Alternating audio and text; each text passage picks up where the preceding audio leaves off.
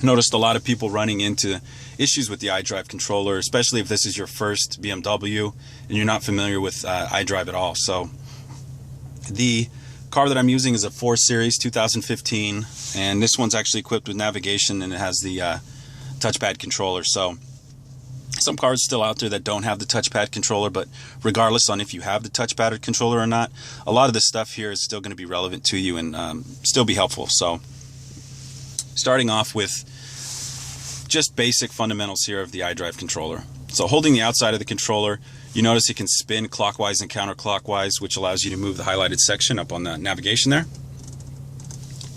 Once you have the item that you want selected, if you press down on the center like a button, that'll allow you to access the menu item that you have selected. Once you're in screens, or excuse me, once you're in a submenu, you can navigate through screens, and up here on the nav, you'll notice that you have a small representation. This is a representation of your knob, your iDrive controller knob. And it's got the 2 arrows left and right. Those are indicating that you can pan to the left and right and access a different menu there. So you notice I can pan left or right, and I'm actually seeing a different panel here. What I like to do is hold the outside of the controller to do that. So if you hold kind of on the rubberized section along the outside of the rim here, just move the knob left and right. That's how you can access those different panels up on the screen. Notice a lot of people like to try to press the arrows here to go left and right, and sometimes you can get it to work, but I notice a lot of the time the iDrive controller registers that as a press in the center, so you kind of get mixed results with it. So I prefer, and I encourage people to hold the outside of the knob and just click left and right, and you're gonna get, you know, good results every time.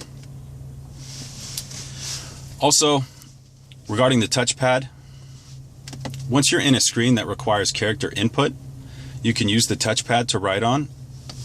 So for example, if I'm let's see here, I'm on one of these screens here, so this is requiring me to put in numbers.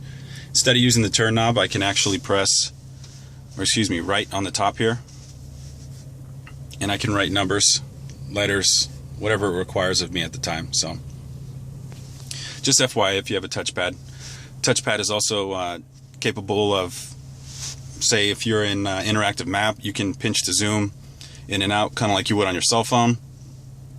Also, if you were in certain settings, like for example heads-up display, if you were adjusting the brightness, which I can go to real quick to show you, down in settings, let's say heads-up display.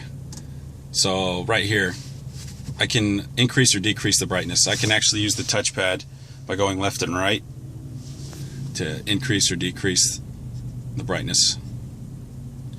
So the touchpad can be used for, you know, a variety of different things. Moving on to the shortcut buttons. Menu button always takes you back to this main screen here. So this is kind of home base right here. If you ever just need to get back here, menu button is going to get you there quick. The menu, radio, telephone, and nav, these directly correspond to these menu items that you see up here. So these are just direct access buttons for those menu items. If you press one of these buttons once, it will take you into the last submenu you were in within that specific section there. So for example, media. If I press it one time, it takes me to CD player, because that is the last thing I was in under multimedia. If I press the media button a second time, it takes me back to the main menu for multimedia. Same is true for radio, telephone, and nav. So if I press radio once, it takes me into the last thing, which was Sirius satellite. If I press it a second time, it takes me to the main radio menu.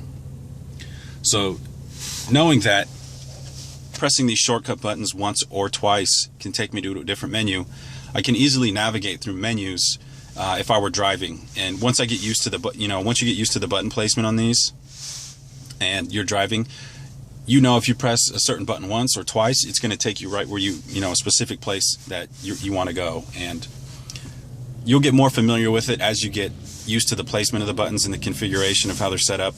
But knowing if you press it once or twice you can get different results is very helpful for navigating through screens. The back button always takes you to the previous screen, and the option button here, depending on whatever submenu you're in, you'll notice the options is different. So top options will always be split screen and turn off control display, so that's always good to know if you do want quick access to turn off either split screen or just shut down the whole iDrive screen. That's going to be at the top of the list under options no matter what submenu you're in. But as you navigate through different screens, you notice if you hit option, different options will populate on the screen.